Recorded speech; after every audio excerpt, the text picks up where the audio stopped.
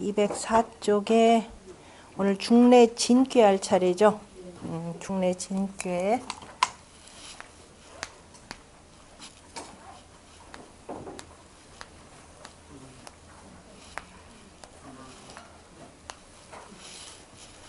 중래 진괴. 진이라고 할 때는 인사적으로 표현할 때 장자를 표현하죠. 장자이고, 자, 우리가 우레괴를 표현합니다. 그래서 여기서 진이라고 하는 것을 공자가 그 서기전에서 주기자 막약 장자라 고로 수지 진하고 이렇게 돼 있죠. 그릇을 주관하는 자. 그릇이라고 하는 개념은 참 범위가 넓습니다. 우리가 그 돌을 닦는다라고 할 때 돌을 닦는 그릇이라는 의미도 되고, 또는 뭐 제기, 사람이 실제적으로 쓰는 그 그릇 개념도 있고 여러 가지인데요. 여기서는 나라의 살림을 주관한다 이런 의미도 있고, 특별히 제기라라고 표현할 때는 종묘의 그릇, 그러니까 나라의 종묘 제사를 주관하는 자 이런 뜻이 되겠죠. 그럼 종묘 제사를 주관하는 자라고 하는 것은 또 달리 표현하자면은 임금을 얘기하죠. 다시 말해서 주기자 막약 장자라, 그릇을 주관하는 자 막약 장자라. 그러니까 나라로 얘기하자. 기본적으로 주역이라고 하는 것은 위정자를 위한 학문이니까, 그러므로 여기서 장자는 바로 임금이 되고 선왕을 이어받은 그저 적장자를 표현하는 겁니다. 그러므로 수지진이라 그랬는데요. 이 진괴에 앞서서 화풍정괴가 나왔었죠. 화풍정괴에 앞서서는 택화혁계입니다. 다시 말해서 택화혁의 혁명을 통하여서 나라를 안정시키고, 그래서 이제 그 솥이라고 하는 정이라고 하는 그릇에다가 음식물을 담아서 혁명이 완수되었음을 하늘과 조상들에게 고하는 거죠. 그래서 그 조상에게 고하는 자가 바로 장자라라는 개념입니다. 그래서 그 다음에 진이라 그래서 진괴로 받았다 그랬고요. 여러분들 책으로는 256쪽 보시고, 작은 책 갖고 계신 분들은 쉬운 한 번째 괴를 보시면 됩니다. 그 진에 대해서, 진은 자 형통하다라고 했는데, 자 진이라고 할 때 진은 또 때로 표현하자면 어느 때인가요? 봄이죠, 봄. 봄입니다. 다시 말해서 자 우리가 언제냐면 봄에 무슨 비? 입춘 우수, 우수비도 나오고 입춘 우수 청명 고구비가 내려오는 때가 되는 거죠. 그래서 입춘 우수 할 때는 바로 이제 땅 속에 잠자고 있던 그 미물들을 깨우는 것이 되고, 고구비라라고 하는 것은 이제 땅 속에 잠들어 있던 싹들을 막 움트게 만드는 거죠. 그래서 비가 와서 비가 오는 때라라는 뜻이 되는 거죠. 비가 오는 때. 자, 비가 오는 때는 여러 때인데 그 중에서도 봄의 때라. 특히도 뭐 하는 때? 농사 짓는 때. 진월이다라고 하는 것은 음력 3월을 표현하는 거죠. 그래서 음력 3월에, 다시 말해서 봄에 이제 제사를 지낸다 이런 뜻이 되고요. 그 진에 대해서 진은 형통하다. 봄이 되어서 만물이 다 싹 터 나오니까 형통하다. 그런데 이제 그 진을 우레라는 말로 표현해서 질내에 우레가 오매, 그러니까 우레가 친다라는 뜻이에요. 우레가 온다라고 하는 것은, 자 밖에서 우레라고 하는 건 하늘에서 뭐예요? 오르릉 꽝꽝하고 이제 비 오기 전에 천둥번개가 치는 거죠. 그래서 천둥번개가 쳐서 나한테까지 이렇게 온다 이 소리입니다. 온다라는 밖에 있던 것이 안으로까지 온다라고 하는 진괴가 거듭거듭한 것을 표현한 말이기도 하고, 오매, 우리가 우르릉 꽝꽝하면 어때요? 무섭죠. 그래서 그 무섭다는 것을 뭐라고 표현하냐면 거기 혁혁이라는 말로 표현했습니다. 혁자를 보통 깜짝 놀랄 혁이라고 하는데, 이게 거미의 일종이에요. 혁이라는 것이 거미인데, 보통 거미는 구석에다가 대부분의 거미들은 거미줄을 치고 먹이가 걸려들기를 기다리죠.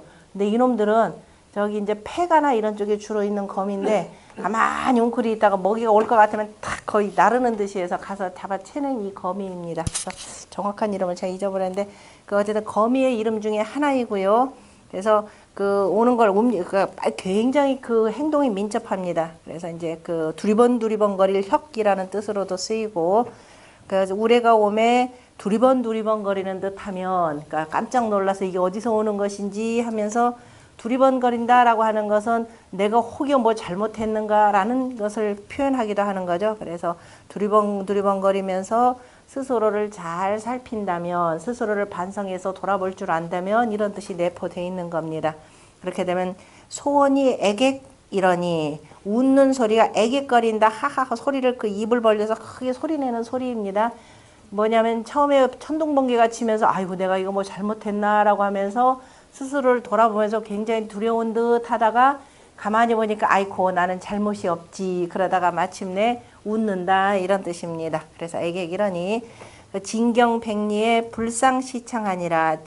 우레가 치는데 우레가 치면은 저 멀리 백리 바깥지도 놀라게 만들죠. 그래서 먼 곳까지도 놀라게 만드는데 그런데 시창은 상하게 하지 않는다 이렇게 되어 있습니다. 시창이라고 할 때 시자는 숟가락 시자에다가 울창주 창 해가지고 앞에서 공자가 뭐라면 주기자 막약 장자라 이렇게 표현했었죠. 그러니까 자 제사를 받드는 제주를 일컬어서 시창이라고도 이렇게 표현을 합니다. 다시 말해서 선왕의 뜻을 잘 받들어서 그 유업을 이어서 그 다음에 나라를 잘 다스리는 사람은 하늘이 이런 사람은 다치지 않게 한다 이런 뜻입니다. 무슨 소리냐면은 진경백리라는 말 속에는 자 옛날에 그 천자의 나라가 있죠. 천자를 중심으로 해서 천하를 정전법으로 이렇게 배분을 하고 그 다음에 자 우리가 여기서 이제 공후백자 500리 땅마다 해서 공후백자 나무로 쭉 두는 거죠. 그러면은 가운데에서 천자가 뭐라고 한다 그러면 그 소리가 최소한 어디까지 가느냐면은 요 500리 땅 그러니까 어쨌든 뭐 500리지만은 저 멀리 밖에까지 이것도 백리라고 표현할 때요. 백리 개념은 보통 공작의 봉토를 표현을 합니다. 공작의 봉토를 보통 백리 땅 이렇게 표현하는 거죠. 자작이다 공작이다 그러면 70리 땅 50리 땅 이렇게 표현하는데요.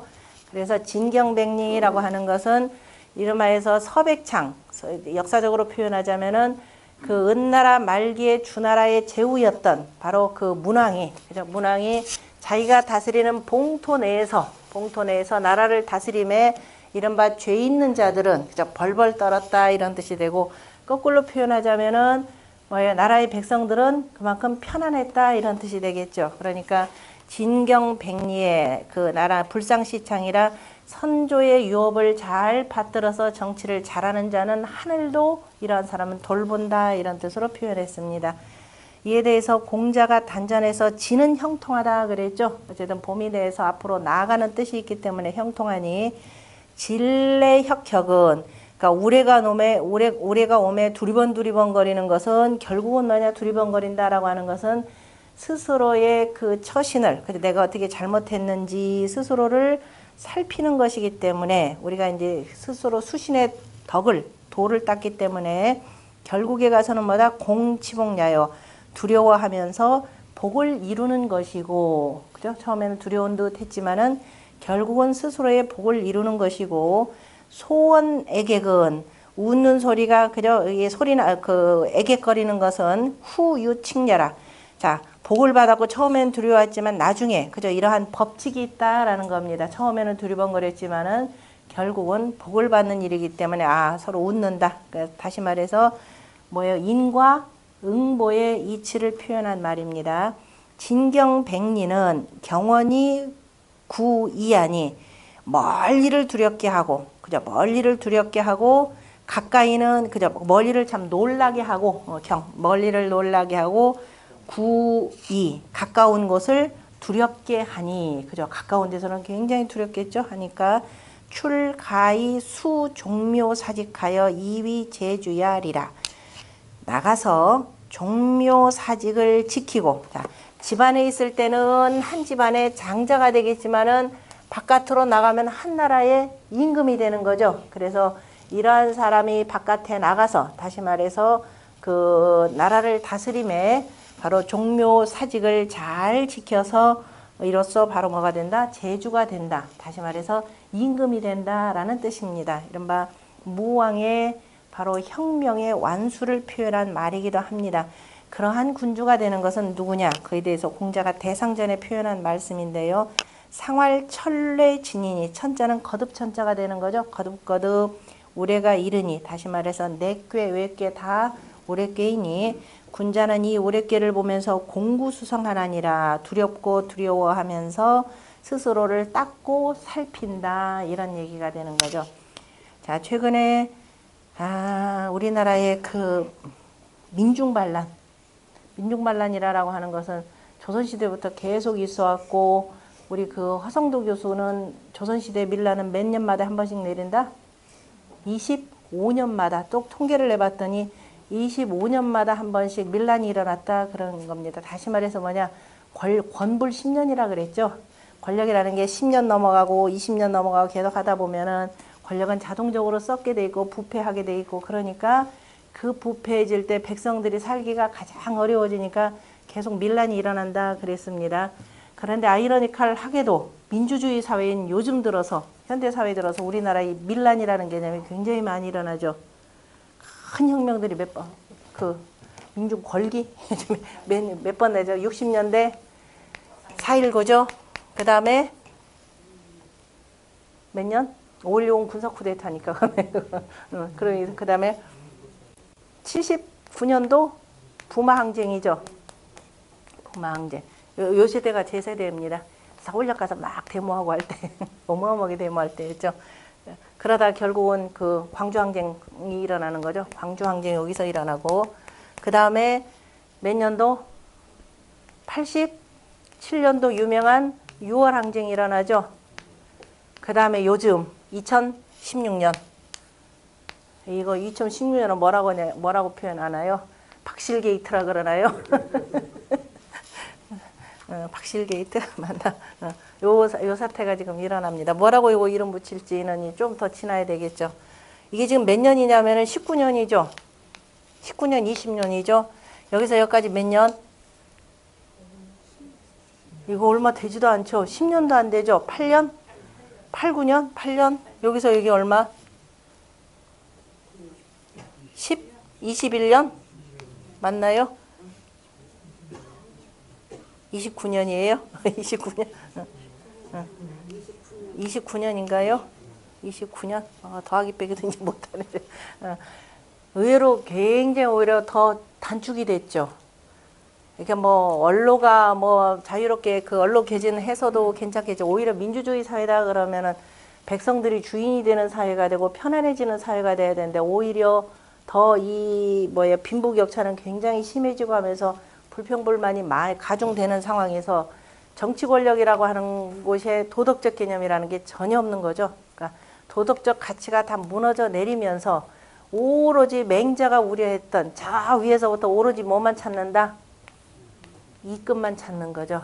이끝만 찾다 보니까 이른바해서 그 공적인 이 영역에 개인까지 끌어들여 가지고서는 이런 사적인 이 영역을 자꾸 넓히려고 하다 보니까 터져나온 문제들입니다. 그래서 이렇게 되었을 때, 자, 혁명을 통해서 새로운 나라를 건설해서 예전에 유학을 국교로 내세웠던, 다시 말해서 성인의 도에 의거해서 나라를 다스렸던 황하문명권의 그러한 나라들은 권력을 보통 몇 년이 유지가 됐는데, 어쨌든 그 권력이 망한다라고 할 때는 대체로 500년 단위죠. 대체로 500년 단위를 이루었는데, 요즘에는 뭐 헌법에 애초에 대통령 단임이라 해서 5년으로 못 바꾼 것도 문제가 있지만, 어쨌든 권력들이 정상적으로 끝까지 간 경우 없죠.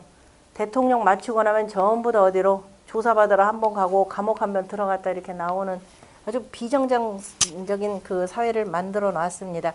이거에 대해서 그 우리나라에 그 나와 있는 외국인 교수 중에 한 분이 누구요? 임마누엘 페스트라이시 이분이 뭐라고 표현했느냐? 한국에는 그야말로 이마 도덕적 개념이 다 없어졌다 이렇게 표현을 해요. 오로지 여기서, 자, 그래서 정권이 바뀐다 하더라도, 권력이 바뀐다 하더라도 과연 부패하지 않고 제대로 유지가 될 수 있겠는가? 그래서 이른바 이분이 뭐라고 얘기하냐면, 우리가 대학에 나오는 군자는 뭐예요? 신목, 소시, 십수, 소진이 10사람이 보는 바이며 10개의 손가락이 가리키는 바이니 군자 뭐라고 한다? 필신기독냐라 그랬습니다. 군자의 신독. 다시 말해서 유학경전에서 다루고 있는 군자의 수신의 도를 이루지 못하면은 결국은 어떤 권력이든 오래가지 못하게 된다라고 하는 것을 그 얘기를 했습니다. 참 유학 공부하는 우리들한테는 반가운 말이기는 한데, 많은 분들이 유학에서 갖고 있는 기본적인 그 이치들은 모르고 그냥 요즘에 뭐 한문 공부하면서 한문 글자 몇 개 아는 걸 대단히 뭐 자랑으로 여기는 사회가 된 듯 싶습니다. 그것도 그 한문도 뭐 하기 위해서 이끝추기 하기 위해서 어디 시험 봐서 그죠? 좋은 회사 들어가고 하는데 보탬이 되기 위해서 공부를 하는 겁니다. 이런 말해서 급수시험이라는 게 그 대표적인 것인데요.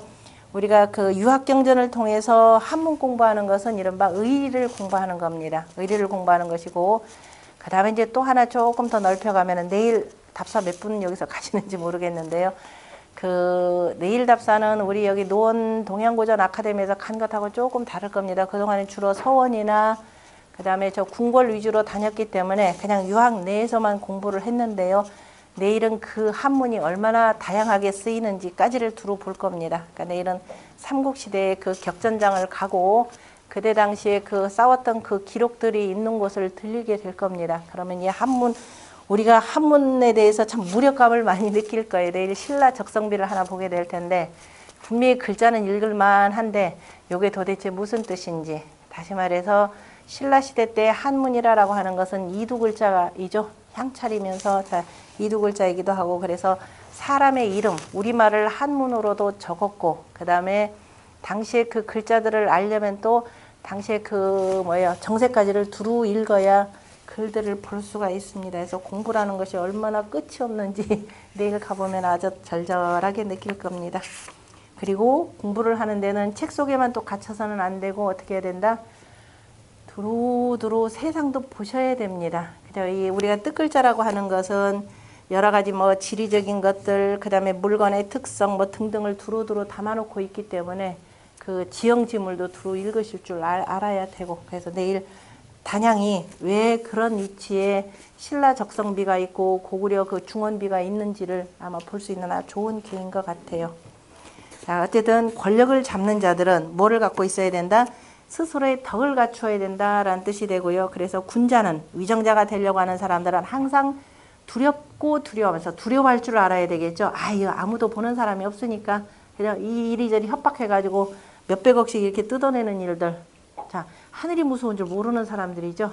그래서 공부, 두렵고 두려워하면서 스스로를 갈고 닦고 수신하면서, 성이다라는 건 반성이죠. 뒤를 돌아봐야 된다라는 바로 그 유학의 수신의 덕을 바로 중래진귀에다 논의했습니다. 다시 말해서 중래진귀는 위정자가 되려고 하는 자들, 남의 지도자가 되려고 하는 자들은 항상 공구수성할 줄 알아야 된다라고 하는 것을 표현하셨습니다. 그 다음에 204쪽에 다시 돌아가서 동자는 동년이, 아니 진자는, 진이라고 하는 것은 그죠. 올해는 기본적으로 움직이는 거죠. 자, 우리가 봄, 여름, 가을, 겨울 가운데서 가장 움직임이 심한 때가 언제예요? 봄이죠. 봄은 참 조용한 것 같은데 땅속에서, 나무 속에서는 굉장히 시끄럽다 그랬습니다. 땅속에서는 무슨 소리가? 탁탁탁탁 하는 소리. 그걸 언제 어떻게 느끼냐면 우리가 쌀 씻어 보면 되죠. 집에서 밥한다고 쌀 씻어 놓고 물을 담가 놓으면은 가까이 가보면 어때요? 굉장히 시끄러워요. 남성분들 안 해보셨죠? 오늘 저녁 때 가서 오늘 저녁 때 밥은 내가 할게 하고 쌀 한번 씻어 보세요. 그리고 물 담가 놓고 소리 들어보면은 탁탁탁탁 해서 이러면서 갑탁하는 소리, 씨앗이 이렇게 봄에 터지는 그런 소리가 들릴 겁니다. 그래서 진이라고 하는 것은, 우레라고 하는 것은 움직이는 것이니 물불가히 종동하여 지지라. 그래서 물건이라고 하는 것은 끝까지 움직이지 못하고 계속 움직이지는 못하죠. 에너지가 한계가 있는 거죠. 그래서 그치느니라, 그죠? 움직이지 못하게 그치느니라. 그러므로 그래서 이것이 도전된 꾀가 무슨 꾀다? 간꾀가 되는 거죠. 도전꾀가 되는 바로 간꾀에서, 간이라라고 하는 것은 그친다라고 하는 산꾀가 되는 거죠. 땅 위에서 가장 위로 올라가 있는 산에서 더 이상 못 올라가니까, 그래서 간꾀로서 받았고, 그 뒤에 보면은 간자는 가치하니 물불가의 종지라 고로 수지점하고 해서, 간이라고 하는 것은 그친다라고 표현했습니다. 그 위에 쌍호시 표현해 보면 혁괴와 정괴 뒤에 중산간괴, 중래진괴, 중산간괴, 순괴가 그 다음 하였느니라. 그래서 다시 말해서 그 복괴가 되는 거죠. 그 책에 52번째 쾌, 그 다음에 책으로는 여러분들 저 257쪽을 보시면은요, 간이라라고 하는 것은 뭐냐? 간기 배면 그랬습니다. 그치는 것을 어디서 그친다? 그 등에서 그친다라는 이상한 표현이 하나 나오죠. 등에서 그친다라고 하는 것은 등은 아무것도 잘 못 느끼죠. 누가 있는지 없는지조차를 못 느끼는 겁니다. 그래서 사람이 그친다라고 하는 것은 공부하는 것은 우리가 그친다라고 할 때 지를 표현한 것이 어디에서 나오냐면 대학에서 지선이죠. 지어지선에서 지극한 선에 그친다라고 이렇게 표현을 했습니다. 그래서 사람이 그쳐야 될 것은 5가지가 있죠. 유학의 도로서, 자, 유학이라고 하는 것은 사람과 사람 간의 관계의 학문이 되고 그 관계를 얼마나 잘 이뤄낼 수 있는 것인가를 다루는 겁니다. 그래서 대학의 이 지에 대해서 무슨 지를 다루고 있냐, 문항의 5지를 다루고 있다 그랬죠. 사람은 어디에서 그쳐야 되느냐, 내가 임금일 때는 위 인구나이는 뭐해서? 임금은 뭐 한다? 인에 그치고 지어인이라 그랬죠. 임금이 되어서는 인에 그치고, 그 다음에 내가 문왕 임금이기는 하지만 또한 은나라의 주임금의 주천자의 신하가 되는 거죠. 그래서 신하가 되어서는 위 인신하에는 뭐에 그친다? 임금을 공경하면 되는 겁니다. 친하면 안 돼요. 그죠? 공경할 줄 알아야 되고, 그 다음 공경하기 때문에 잘못하면은 간할 줄도 알아야 되고, 이렇게죠.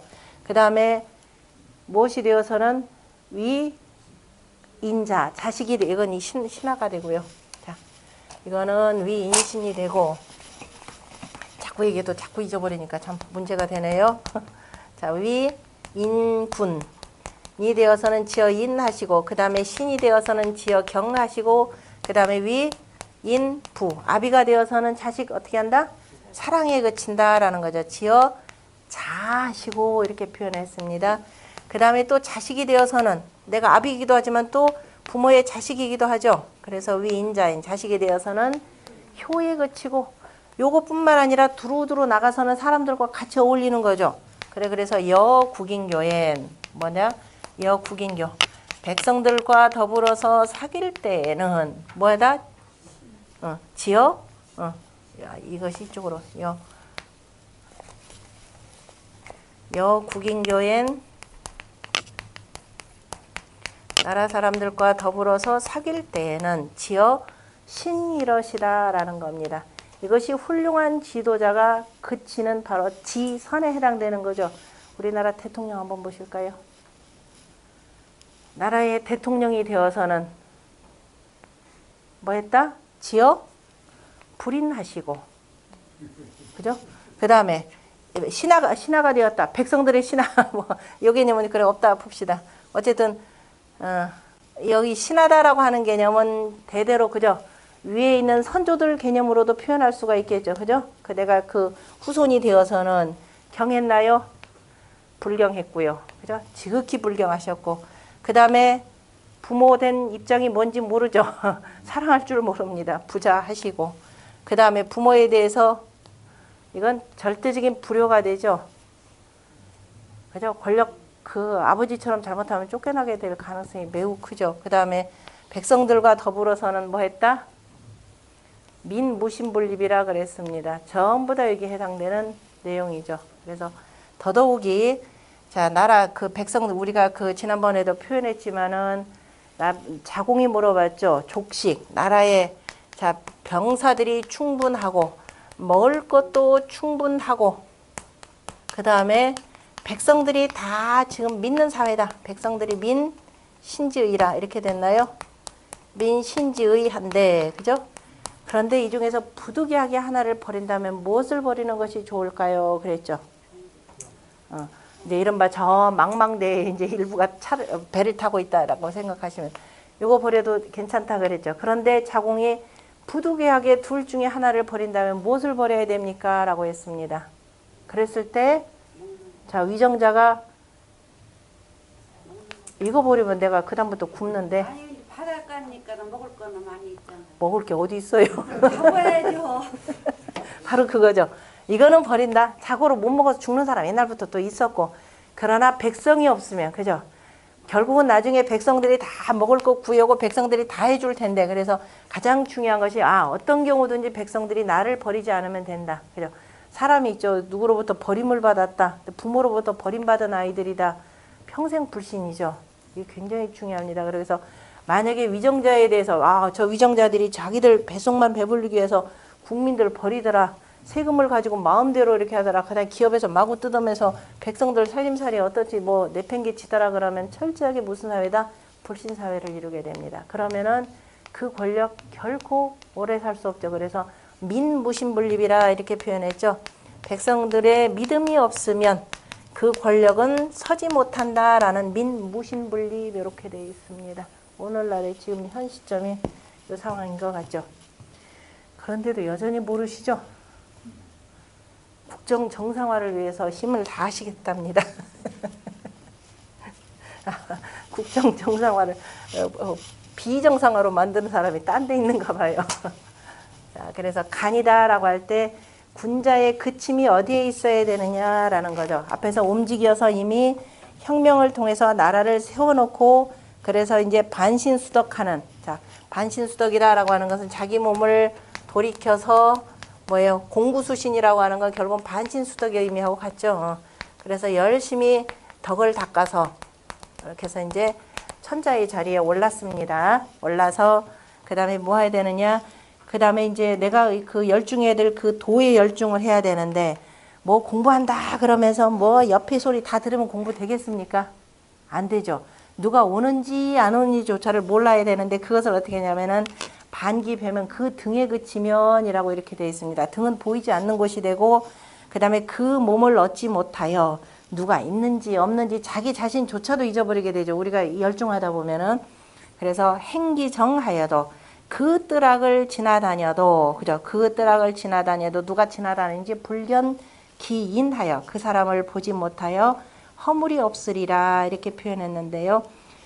그 지에 대해서 그래서 그쳐서 우리가 그 대학에서 그 다음에 나오는 것이 지 이후에 그칠 줄을 안 뒤에 뭐 할 수 있다 그랬어요? 지지 이후에 능이 내가 뭐 해야 될지 정함이 있는 거죠. 능이 정함이 있고 그 다음에 정의 후에 정한 뒤에 그 다음에 아 이걸 해야지 하고서는 능 정이라 그랬죠. 고요하고 맞나요? 지지 후에 능정하고 그 다음에 정의 후에 고요하고 난 뒤에 그 다음에 뭐하고 고요의 능안 편안한가요? 그 다음에 안 이후에 그래야 그래서 고요해야 스스로가 편안해지고 마음을 이제 안정시키고 안정된 뒤에 뭐 한다? 안 이후에 능여하고인가요? 그죠? 그래서 깊이 두루 생각할 줄 알고 그 다음에 여 이후에 능득이라 이렇게 표현했죠. 그래서 얻는다 이렇게 했습니다. 득이라라고 하는 것은 유학에서 뭐라 득은 덕냐라, 덕은 득냐라 이렇게 표현해서 그래서 내가 내 몸에 덕을 얻을 수 있다라는 겁니다. 그래서 그 대학에 처음에 뭐라냐면 제 명명덕하여 이 말이 나오잖아요. 밝은 덕을 먼저 내 몸에 밝은 덕을 갖고 이 밝은 덕을 갖고 밝혀야 그죠? 명명덕하고 그래야 백성들이 어떻게 돼요? 백성들과 친할 수 있는 거죠. 백성들과 친하는 것은 뭐가 되냐면 내가 돈을 뿌려서 되는 것도 아니요. 밝은 덕으로서 나라를 잘 다스릴 때 비로소 그 백성들과 친할 수 있다 이렇게 되는 겁니다. 그래서 친민이 되는 거죠.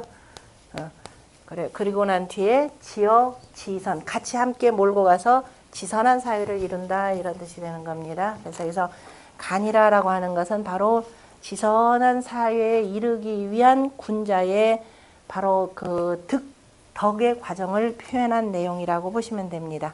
그래서 공자가 단전에 보면 가는 지하니 가는 그치미니 시지즉 지하고 아무 때나 그치는 것이 아니라 지금 내가 가서 지금 나라에 난리가 났는데 가서 어떻게 해야 돼요? 그거를 잘 그 민정시찰을 해야 되는 거죠. 그런데 나 공부할래 그러고 가만히 앉아 있으면 되겠어요? 아니죠. 그래서 시지즉 지하고 그칠만 하면 그치고 시행즉 행하고 그죠? 때가 행할만 하면 행하여 그래서 그 시의를 잘 보는 거죠. 동정부실 기시 기도 광명이니 사람이 움직이고 고요함에 그 때를 잃지 아니하여야 그 도가 빛나니 간기 배는 그래서 그 등에 그친다라고 문왕께서 하신 그 말씀은 바로 어디나 지기소야일세라 그 곳에 그친다라는 거죠.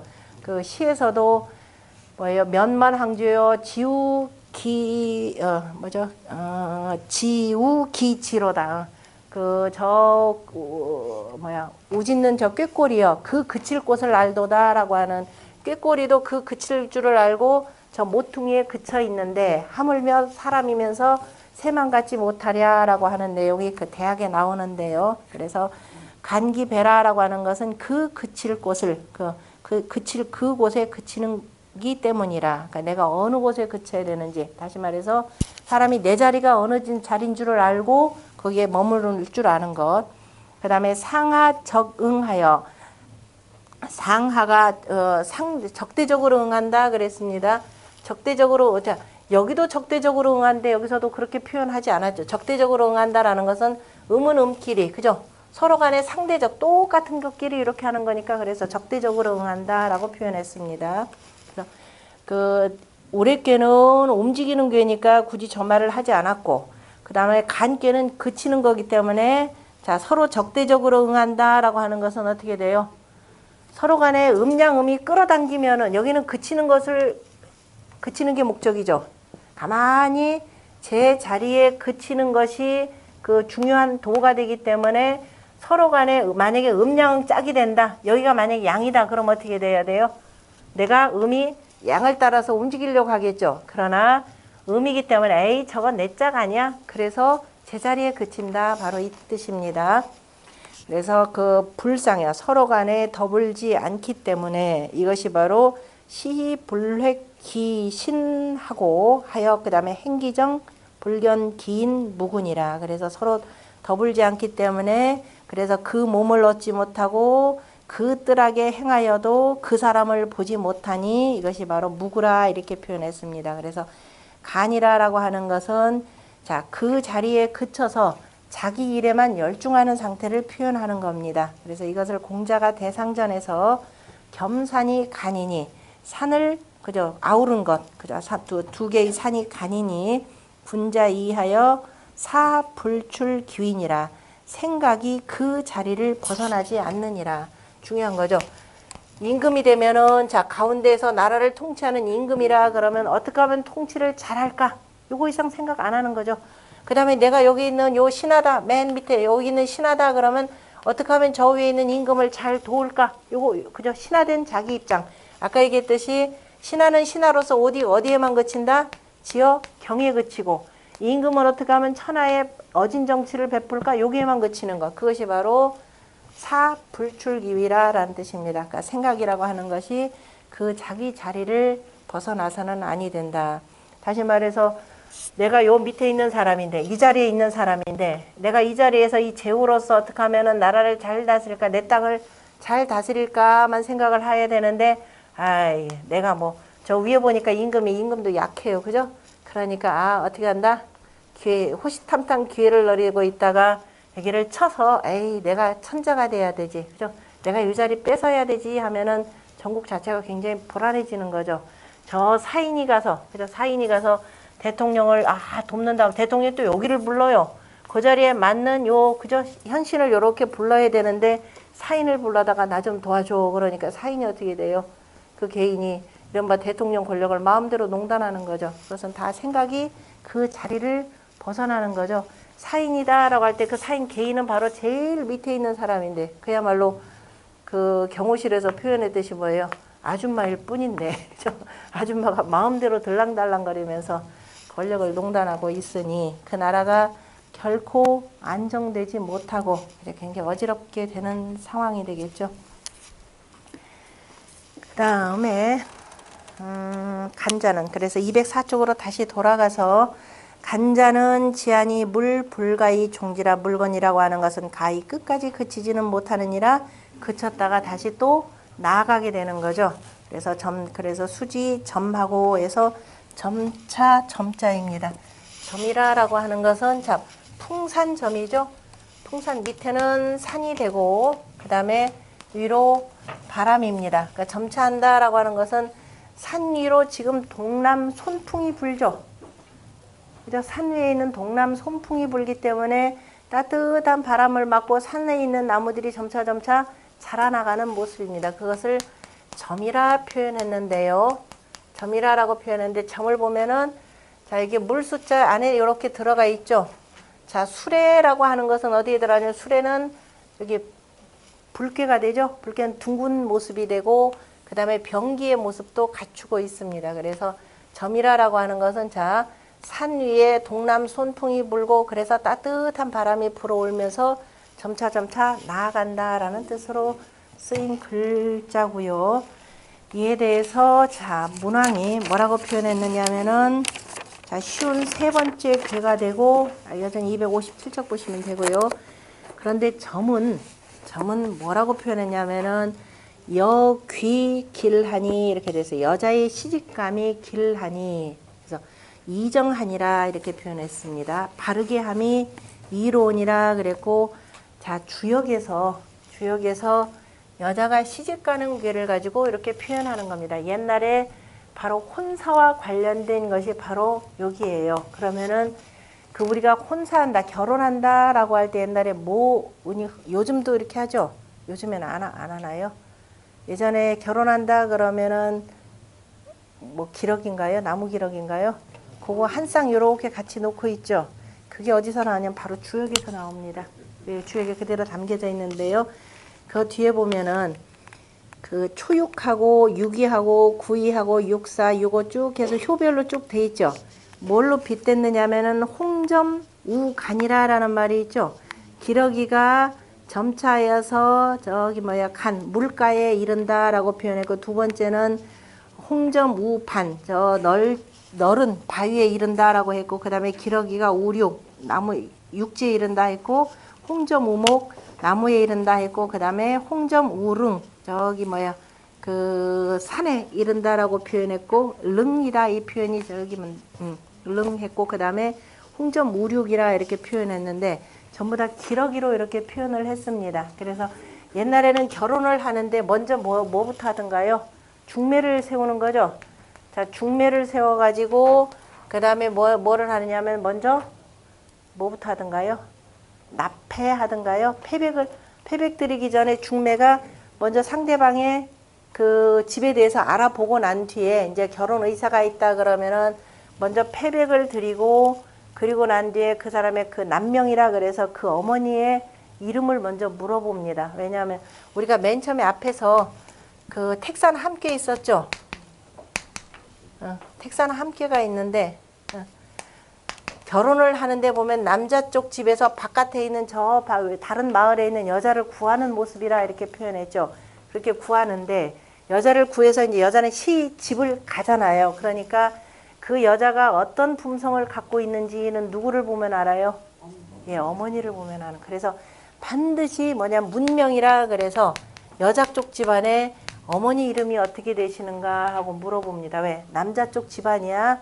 이 번연이 이렇게 다 드러나니까. 그래서 그 어머님을 보고 그 다음에 대체적으로 어떤 집안이겠구나라는 걸 알고서는 이제 그 다음에 이제 나를 먼저 그렇게 하고 난 뒤에 혼례 날짜를 정하는 거죠. 혼례 날짜를 정하고 다시 이제 이런저런 그 패백 관계가 오고 가면서 나중에 청기, 그러니까 그 청기라고 해서 그 결혼 날짜를 물어보는 것이고 결혼 날짜도 누가 정해요?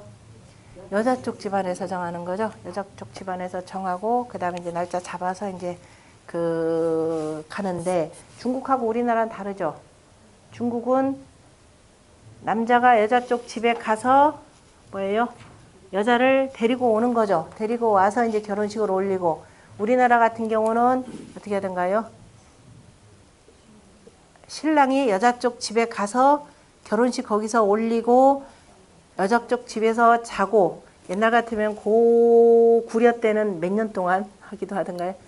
3년인가요? 애 낳을 때까지 이렇게 두는 거죠. 그리고 이제 보통 보내기도 하는데 대체로 그 풍습이 지금도 남아 있어 가지고 결혼식 하고 나서 신혼여행 갔다가 신부 집에 먼저 가죠. 신부 집에 가서 한 3일 정도, 아니면 하루 정도 잤다가 이제 다시 이제 시집에 가서 인사드리고 하는 것이 아직도 남아 있는데요. 어쨌든 풍산 점괘는 그 여자가 그 혼례 예식을, 그죠, 의례를 갖추고 시집 가는 것이 점괘입니다. 풍산 점괘에서 점차 나아간다라는 뜻으로 쓰였고요. 그 다음에 나오는 것은 뇌택 귀맥계가 풍산 점괘 먼저 읽어봐야죠. 그래서 여자가 시집감이 길하니 이정하니라 그랬으니까 지금 바깥에 있는 풍이라고 하는 것은 장녀가 되죠. 장녀가 그죠? 이렇게 이 뭐냐면 산 넘고 가서 시집을 저쪽으로 지금 가는 모습이에요. 시집을 가는 모습이 되고 그래서 점지진야 점의 나아감이 여자의 시집감의 길함이라 그랬습니다. 귀라라고 표현하는 말은 돌아간다라는 뜻이고 여자가 집으로 돌아간다. 태어나서는 바로 친정집에 있었지만은 나이가 들어서는 혼사 때가 되어서는 자기가 가야 될 곳 남자 쪽 집으로 돌아간다. 그래서 여귀라는 말을 시집간다 이렇게 표현합니다. 여자의 길함이라. 진득위하니 그죠? 나아가서 위를 얻었다라고 하는 것은 나아갔으니까 몇 번째 자리를 표현하겠어요? 5번째 자리를 표현하는 거죠. 5번째 바로 구효를 이루고 자 이제 전체적으로는 자 여자가 저 나가서 시집을 가는 것이 되고 그 다음에 다 완성되고 난 뒤에는 자 나가서 그래서 일을 이루고 남자가 밖에 일을 하고 여자가 있어 딱 그 중을 잡고 있는 표현인데요. 일단은 전체 괴상으로는 나아가서 위를 얻었으니 해서 바로 구효를 얘기하고 그 다음에 구효가 바깥으로 나가서 가운데 중을 잡고 그래서 일을 이루었기 때문에 왕유공야라 이렇게 표현했습니다. 가서 공을 두었고 그 다음에 진이 정하니 나아가서 바르게 하였으니 양자리에 양이 앉았죠. 5번째 자리는 양의 자리니까 그래서 진이 정 나아감의 발음으로써 하였으니 그러니까 가히 정방년이 가히로서 나라를 바르게 하였으니 그 위는 그 자리라고 하는 것은 강득중예라 강이 중을 얻었음이라. 그리고 전체 괴상을 보면은 아래는 산괴가 되니까 간이라 표현했고 그래서 그쳐 있으면서 그 다음에 오만하게 있는 것이 아니라 공순하게 있는 모습이죠. 그래서 공순하기 때문에 동불궁야라. 그래서 내가 움직여서 행함에 궁하지 않다 이렇게 표현했습니다. 그러니까 그칠 때 그칠 줄 알고 움직임에 또 항상 공순하게 움직이기 때문에 아주 좋은 괴가 되네요. 자 이것을 보고 상활 산상유목이 산 위에 나무가 있다라고 표현한 것은 산 위에 손목이죠. 산 위에 손목이라고 하는 나무가 있는 것이 바로 점이니 그러니까 실제 점이라고 하는 표현은 산 위에서 나무가 자라나는 상이죠. 자, 자라나는 것은 어떻게 자라난다? 동남 손풍에 따뜻한 바람을 맞고 그래서 점차 자라는 것이다 이렇게 표현합니다. 다양하게 표현할 수가 있죠. 그래서 이것을 보고 군자 이하여 군자는 어떻게 된다? 거현덕하여 군자가 거처하는 것은 어디다? 어진덕에 거처하면서 바로 천하의 풍속을 선하게 하느니라 이렇게 되어 있죠. 군자가 어진덕이다 라고 하는 것은 손순한 덕을 가지고 바람은 위에서부터 아래로 내리는 거죠. 아래로 내리면서 그 산 위에 있는 나무들을 무럭무럭 자라게 하는 거니까 백성들을 자라게 하는 거죠. 백성들을 잘 자라게 하는 거니까 풍속을 선하게 한다라는 선속 개념으로 표현을 했습니다. 그 다음 간자는 했고 점자는 그래서 진난이 나아감이니 진필유속이라 204쪽이요. 나아감에 반드시 나아가다 보면 또 어딘가 또 가는 바가 있겠죠. 그래서 수지 귀매하고 앞에서도 손괴는 여자의 시집감이라 표현했고 뇌택 귀매께도 여자의 명은 여자가 시집가는 거죠. 뇌택 귀매. 자 연목괴가 되고 우레괴가 됩니다. 우레괴가 되는데 이걸 뭐라고 표현했냐면 귀매라 표현했고 돌아갈 귀자.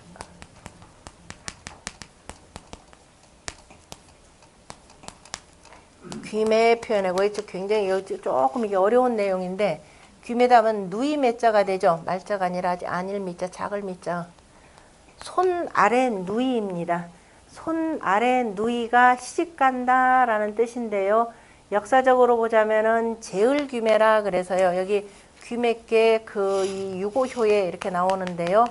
무슨 내용이냐면 제을귀매 여기 몇 가지 의미를 볼 수가 있는데 그 제을이 자기 누이를 시집 보낸다 그랬습니다.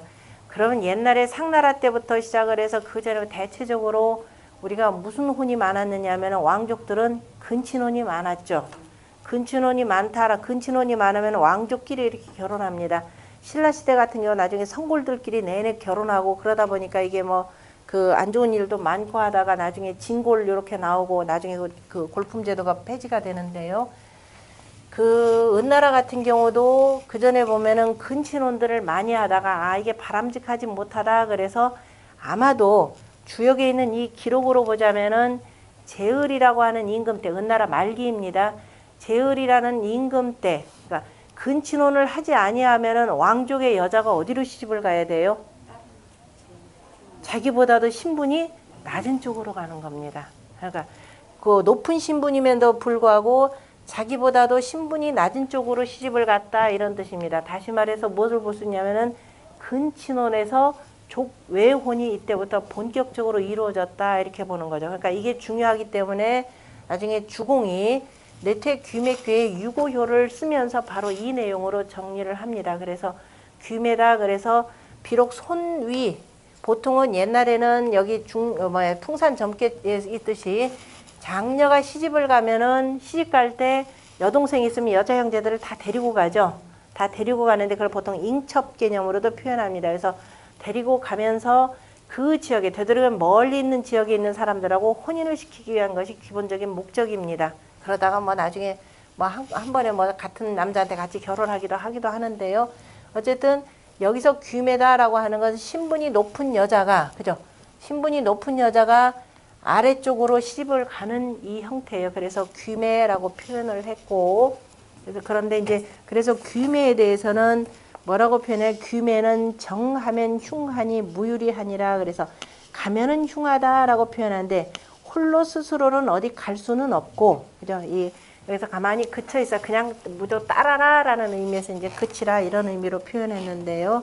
그래서 이로운 바가 없다 했고 그것을 이제 공자가 조금 더 상세하게 풀어서 뭐라고 표현했냐면은 귀매는 자 여자가 시집가는 것 다시 말해서 그 손 아래 누이가 시집가는 것 이거 천지지 대의라 그랬습니다. 천지의 큰 의리이니 천지 불교이 만물이 불능하나니 천지가 사귀지 아니하고는 만물이 일어나지 아니하니 자 사람도 남여가 어우러져야 되는 거죠. 그래서 때가 되면은 같이 결혼을 해야 되는데 그래서 귀매라고 하는 것은 인지종시하라 사람의 마침과 시작이라. 다시 말해서 그 귀매라 특히도 여자일 경우에는 내가 친정에서 자라다가 친정의 생활을 이제 마치고 새로운 또 가족을 이루어서 살게 되는 거죠. 그래서 그것을 인지종시라 이렇게 표현했습니다.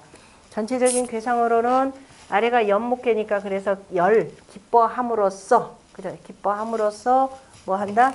간이 이렇게 됐죠. 움직여서 그래서 열이 동하여 귀매하니 기뻐서 내가 따라간다 이렇게 됐네요. 귀매니 기뻐서 따르면 원래가 안 되는 거죠. 우리가 의리를 따라야 되는 거죠. 좋다고 해서 그냥 쫄랑쫄랑 따라다니다가 앞에서 무슨 일이 있었던가요? 뇌지예끼, 그죠? 뇌지예끼가 있고 택뇌숙기가 있죠. 그러다 보니까 무슨 일이 터졌어요?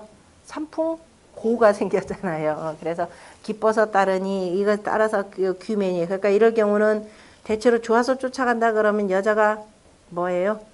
바람이 나가지고 엉뚱한 데 쫓아가는 이 꼴로도 됩니다. 그래서 정흉은 그래서 가는 것이 흉하다 이렇게 표현했죠. 다른 것이 흉한 것은 위가 마땅하지 않고 그죠? 그다음에 무유리는 이로울 바가 없다는 것은 유가 강을 탔기 때문이라 이렇게 표현했습니다. 유가 지금 다 둘 다가 이렇게 강을 타고 있는 거죠. 그래서 가는 것이 마땅하지 않고 전체적인 괴상으로 표현하지만 이렇게 되지만은 자 뒤에 보세요. 유고효 한번 보실래요? 거기 보면 제을귀매니 그랬죠.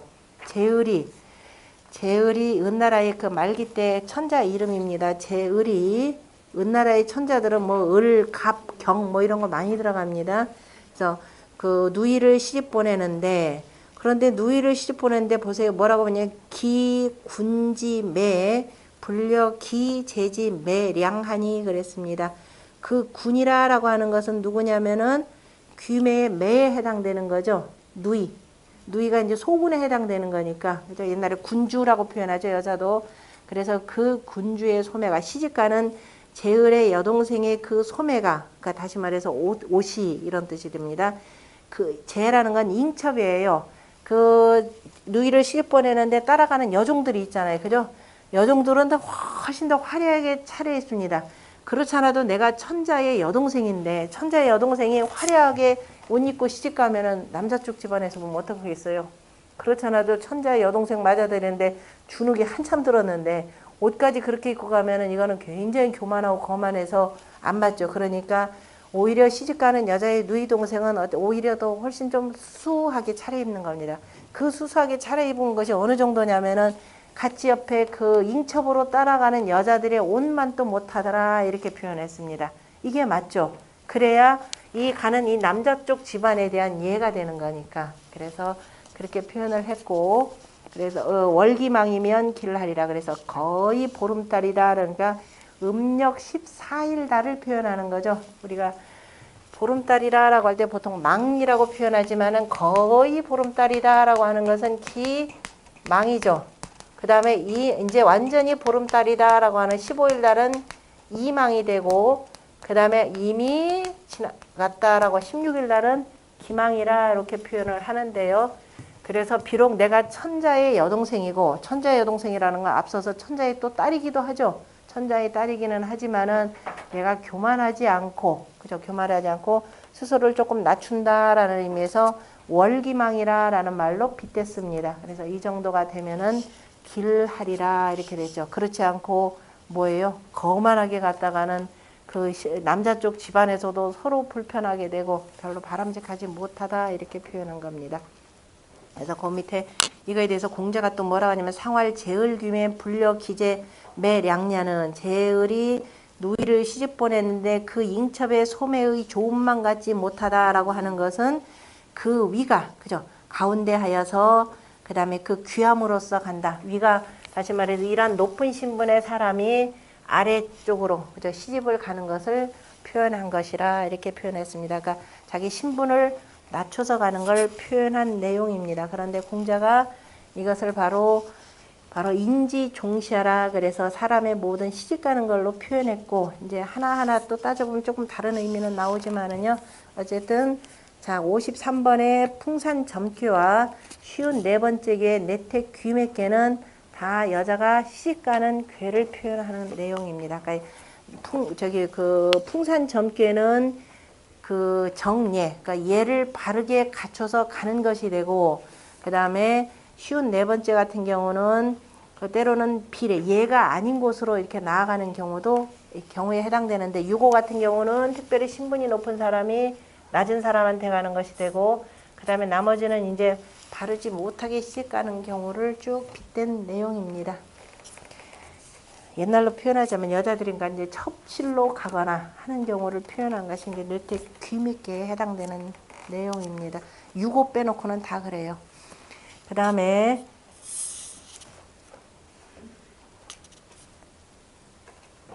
그 밑에 쌍호호시왈 보면은 부자 특차 귀지 일자하여 공자께서 특별히도 귀라고 하는 한 글자를 빌려서 이론기서하고 그 순서를 논했고, 그 얘기는 뭐냐면은 점자는 진냐니 진필유 소귀라 이렇게 표현했죠.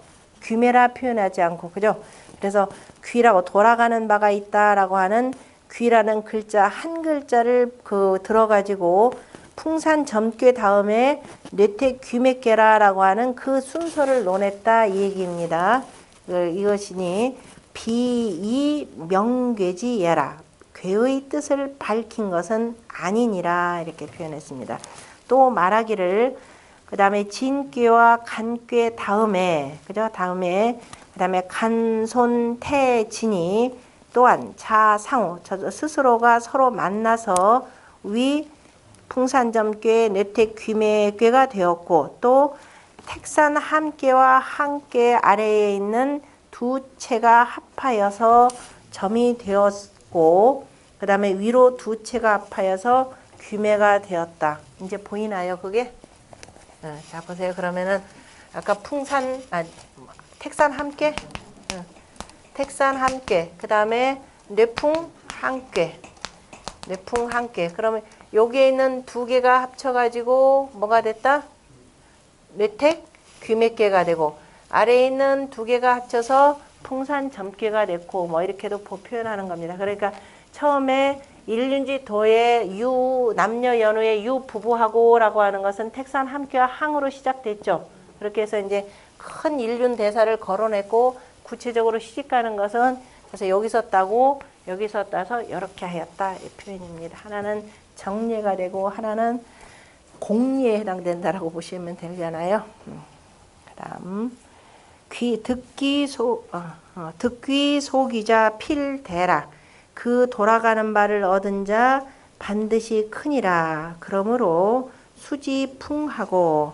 그래서 이제 여자들이 이렇게 많이 왔다. 그러면 이제 인첩들 데리고 잔뜩 와서 시집을 오니까 그래서 당연히 그 집안은 풍부해지고 앞에서 뇌택 귀맥계가 된 제을 귀매가 되니까 이른바 왕실의 혼사니까 왕실과 일반 귀족 집안하고 귀족 집안도 가운데서도 특별히 더 아래쪽에 해당되는 거죠. 단순한 귀족만을 신분이 높은 것만을 표현한 것이 아니라 덕이 있는 집안으로 시집을 보낸다 이런 뜻이 되는 겁니다. 어쨌든 왕실에서부터 이렇게 오니까 얼마나 많은 것들을 갖고 오겠습니까? 여자가 또 자기 재산도 또 가져오죠. 땅도 가져오고 아무래도 천자의 딸이 시집을 가는데 그냥 말겠습니까? 그래서 풍성하다. 그래서 그 다음에 뇌화풍괴입니다. 뇌화풍괴가 되고 때로 표현하자면 이제 봄이 가고 여름이 오면서 모든 것이 다 풍대해지는 때가 되는 거죠. 그래서 풍이라라고 하는 말로 이렇게 받았습니다.